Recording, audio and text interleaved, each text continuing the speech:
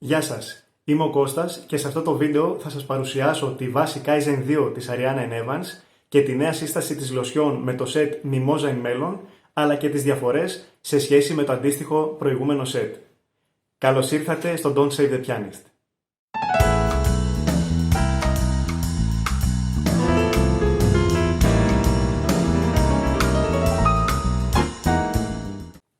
Όταν μια εταιρεία αλλάζει τη βάση της στα σαπούνια και της λοσιόν, έχουμε την περιέργεια να δούμε τι έχει αλλάξει και αν αυτό που έχει αλλάξει είναι θετικό ή αρνητικό. Μας ενδιαφέρει αν βελτιώθηκε ή μειώθηκε κάτι από τις ιδιότητες ή την υφή τους, όπως και αν άλλαξε κάτι από τη μεταξυριστική τους απόδοση.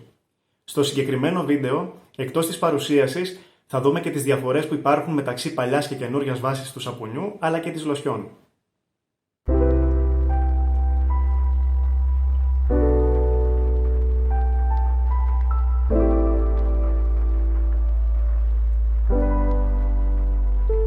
Το μπολ του σαπουνιού έχει αλλάξει και είναι μικρότερο από το προηγούμενο. Τα καπάκια των δύο εκδόσεων έχουν ίδιες διαστάσεις, με διάμετρο 10,3 εκατοστά και περίμετρο κύκλου 33 εκατοστά. Το μπολ της Kaizen 2 όμως έχει μικρότερη διάμετρο 9,5 εκατοστά και περίμετρο κύκλου 30,7 εκατοστά. Το μικρότερο μέγεθος δεν αποτελεί πρόβλημα στη φόρτωση του πινέλου, ακόμα και αν αυτό έχει σχετικά μεγάλο θύσανο, αλλά δεν έχει και την ίδια άνεση με αυτό της παλιάς έκδοσης. Η υφή του σαπουνιού της Kaizen 2 είναι πιο σκληρή και λιγότερο λιπαρή από την προηγούμενη βάση. Εδώ έχουμε μια πιο μαλακή υφή με εμφανή έλαια. Το άρωμά του είναι πρωτότυπο και έξυπνο. Έχει δύο αντίθετα στοιχεία που πρωταγωνιστούν και δένουν αρμονικά μεταξύ τους, λουλούδι και φρούτο. Βέβαια, συναντάμε τακτικά νότες λουλουδιών με νότες φρούτων σε σαπούνια, αλλά εδώ μιλάμε για δύο αρώματα πρωταγωνιστές, την μιμόζα και το πεπόνι. Ο συνδυασμός και οι αναλογίες των εντάσεων σε αυτά τα δύο αρώματα έχουν γίνει πολύ πετυχημένα. Το πεπόνι παίρνει έναν άλλο χαρακτήρα και γίνεται μέρος ενός εκλεπτισμένου λουλουδάτου αρώματος. Η συσκευασία της λοσιόν είναι ίδια με την προηγούμενη έκδοση. Όταν μυρίζουμε το αρώμα από το μπουκάλι, κυριαρχεί το γλυκό πεπόνι με μια μιμόζα που δεν γίνεται αντιληπτή στην αρχή, αλλά μετά από λίγα δευτερόλεπτα δηλώνει δειλά την παρουσία της. Όταν εφαρμόσουμε τη λοσιόν, μετά από λίγα λεπτά δυναμώνει σε εντασική μιμόζα. Εκεί έρχεται και η ισορροπία του αρώματος. Αυτό είναι λογικό, γιατί σε όλα τα αρώματα στην αρχή υπερισχύουν οι κορυφαίες νότες και μετά από λίγη ώρα αναδύονται και τα αρώματα της βάσης. Η υφή της λοσιόν σε σχέση με αυτή της Kaizen 1 έκδοσης είναι λιγότερο λιπαρή. Η προηγούμενη έκδοση είχε πιο έντονο το στοιχείο των ελαίων.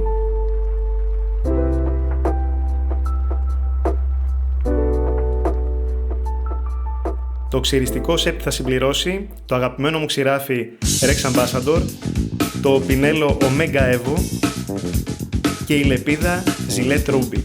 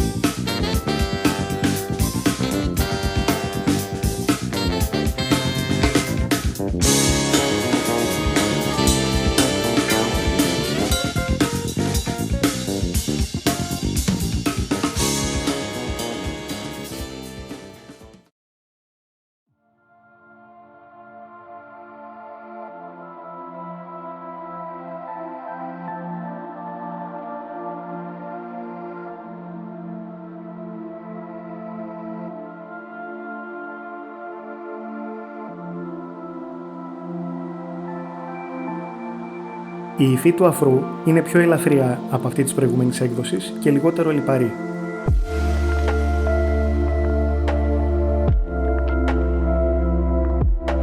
Το άρωμά του είναι μέτριας προς υψηλής έντασης.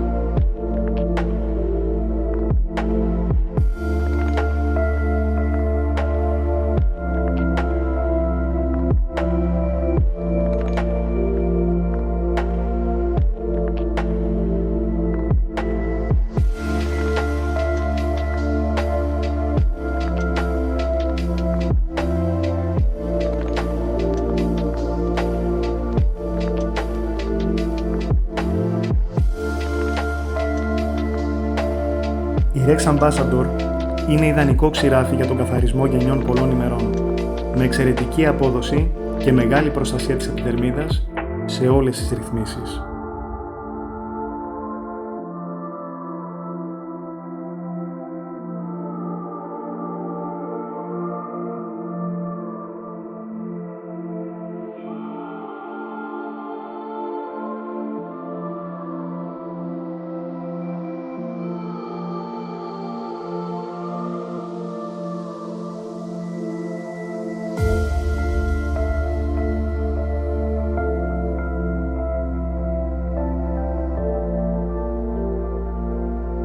Ο αφρός παρέχει πολύ καλή ολιστηρότητα, τόσο σε ξηράφια ασφαλείας, όσο και σε straight razors και παρέχει αρκετά καλή προστασία.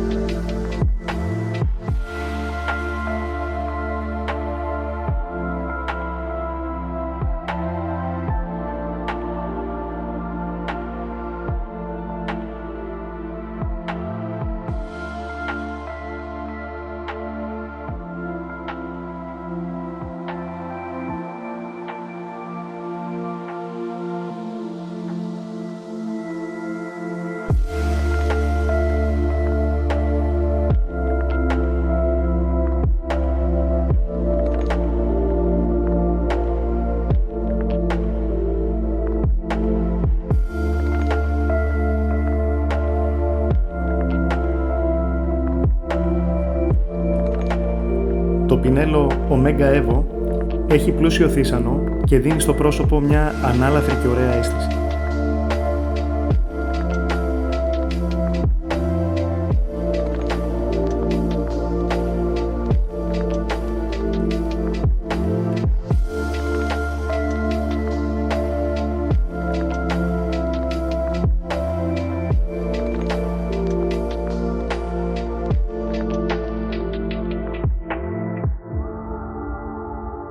Το άρωμα του σαπουνιού είναι υπέροχο.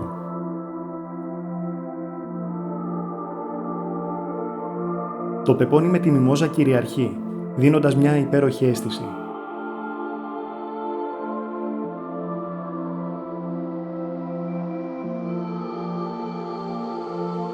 Η μεταξυριστική ολιστηρότητα είναι σε αρκετά καλό επίπεδο.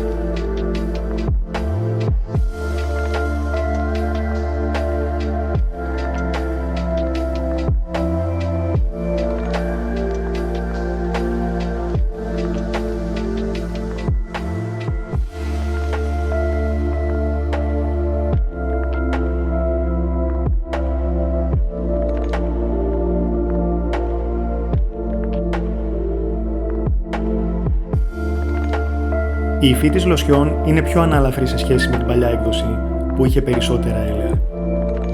Το άρωμα Mimosa in Melon θα μπορούσε να είναι ένα πολύ καλό άρωμα επώνυμης κολόνιας. Το πεπόνι με τη μιμόζα, που είναι και οι κύριες αρωματικές νότες, βρίσκονται σε τόσο καλή ισορροπία που το άρωμα δεν μπορεί να χαρακτηριστεί αποκλειστικά καλοκαιρινό. Η Ariana Evans έκανε αισθητές αλλαγές στο σαπούνι και τη λοσιόν, αλλά δεν τις βρήκα όλες θετικές. Έχω καλή εικόνα της παλιάς και της καινούριας βάσης και πάντα κάνω αρκετές δοκιμές για να είμαι σίγουρος για τις διαφορές και τα αποτελέσματα που προσφέρουν τα προϊόντα που χρησιμοποιώ. Στα τελευταία 2 ξυρίσματα πριν το βίντεο, έκανα συγκριτικό τεστ σε μισό-μισό πρόσωπο με τα 2 σαπούνια και τις 2 λοσιόν, για να δω τις ιδιότητές τους μετά το ξύρισμα. Είδα πως η νέα βάση υστερεί σε ενυδάτωση σε σχέση με την προηγούμενη και μου πρόσφερε ένα υποδέστερο post-shave. Η επιδερμίδα μου είναι ξηρή και ευαίσθητη και οι διαφορές ακόμα και σε μικρό βαθμό γίνονται εύκολα αντιληπτές. Σε λιπαρούς, μικτούς ή κανονικούς τύπους επιδερμίδας, οι διαφορές δεν θα φανούν εύκολα. Σε αυτούς τους τύπους επιδερμίδας, η λοσιόν θα δουλέψει καλύτερα και το σαπούνι ίσως να μην ενοχλήσει. Στο μισό πρόσωπο με την Kaizen 1, η επιδερμίδα μου ήταν ενυδατωμένη και ελαστική και στο άλλο μισό με την Kaizen 2, λίγο τραχιά με τραβήγματα. Το ίδιο συνέβη και με την εφαρμογή των λοσιών. Την επόμενη μέρα είχα την ίδια αίσθηση και στις 2 πλευρές του προσώπου, ακόμα και όταν έβαλε ενυδατική κρέμα. Ξηρή με τραβήγματα από τη μία μεριά και ενυδατωμένη και ελαστική από την άλλη. Βλέπετε πως η ενυδάτωση είναι κάτι που πρέπει να ξεκινάει από την αρχή του ξυρίσματος και έχει μεγάλη σημασία να τη ζητάμε σε κάθε βήμα αυτής της διαδικασίας. Δεν πρέπει να υπολογίζουμε μόνο σε ένα θαυματουργό προϊόν που θα διορθώσει εκ των υστέρων τα πράγματα. Χρειαζόμαστε ένα καλό σαπούνι με σωστή ενυδάτωση και μια λοσιόν που θα συμπληρώσει αυτή την πρόοδο. Προσοχή, μην μπερδέψουμε το βαρύ με το ελαφρύ post-shave που απευθύνεται σε διαφορετικούς τύπους επιδερμίδας ή απλά στο προσωπικό γούστο του καθενός. Υπάρχουν πολλά σαπούνια με ελαφρύ post-shave που δίνουν εξαιρετική ενυδάτωση και ελαστικότητα στην επιδερμίδα, και όχι ξηρότητα και τραβήγματα. Στο συγκεκριμένο σετ, το post-shave για το δικό μου τύπο επιδερμίδας είναι μέτριο προς κακό. Με το σαπούνι της Kaizen 2 νιώθω ένα κάψιμο καθ' όλη τη διάρκεια του ξυρίσματος, άλλες φορές λιγότερο, άλλες περισσότερο. Αυτό είναι πολύ ενοχλητικό, με κάνει να θέλω να τελειώσω γρήγορα το ξύρισμα. Το ίδιο όμως νιώθω και με τη λοσιόν. Όταν βάλω στα επόμενα λεπτά, έχω ακριβώς την ίδια ενόχληση. Με το σαπούνι και τη λοσιόν Kaizen 1 δεν αντιμετώπιζα κανένα τέτοιο πρόβλημα. Συνοψίζοντας, στα θετικά στοιχεία θα βάλω την προστασία του σαπουνιού κατά το ξύρισμα, την ολισθηρότητα που βρίσκεται εκεί που πρέπει χωρίς υπερβολές, τα αρώματα που είναι πιο εκλεπτισμένα από τις παλαιότερες εκδόσεις, αλλά και την υφή του αφρού που έχει μια πιο ανάλαφρη αίσθηση σε σχέση με την προηγούμενη βάση. Η δομή του αφρού μου αρέσει πολύ, αλλά νομίζω πως η εταιρεία θυσίασε τη χαρακτηριστική της φραγίδα. Έχασε αυτή τη βαριά αίσθηση του λίου γιαουρτιού που είχε ο αφρισμός των σαπουνιών της και ήταν το σήμα κατά τεθέν της. Στα κατά θα βάλω την όχι και τόσο πετυχημένη μεταξυριστική αίσθηση του σετ, την αίσθηση καψίματος στην επιδερμίδα μου και τη μικρότερη συσκευασία του σαπουνιού. Κάτι που είναι μεγάλο δεν πρέπει να το μικραίνεις. Οι μεγάλες διαστάσεις στα μπολ είναι πολύ βολικές για όλους τους χρήστες και δεν πρέπει να τις περιορίζεις. Η εταιρεία έχει μια τάση να μικραίνει τις διαστάσεις των μπολ, όπως εδώ, που είναι ιδανικές για συσκευασία ενυδατικής κρέμας προσώπου και όχι σαπουνιού ξυρίσματος. Η Ariana Evans είναι μια από τις αγαπημένες μου εταιρείες. Με την προηγούμενη βάση είχα ικανοποιητικά αποτελέσματα. Η μεταξυριστική προστασία και ενυδάτωση είναι το πιο σημαντικό πράγμα για μένα και σε αυτό το τομέα η Ariana Evans πήγε ένα βήμα πίσω. Βέβαια, σε κάθε τι νέο πάντα θα υπάρχουν θετικά και αρνητικά στοιχεία και αυτό καλείται να λύσει μια εταιρεία σε επόμενα βήματά της. Προς το παρόν θα απολαύσω το υπέροχο άρωμα του Mimosa in Melon. Σας ευχαριστώ που παρακολουθήσατε το Don't Save the Pianist. Τα λέμε σε επόμενο βίντεο. Γεια σας!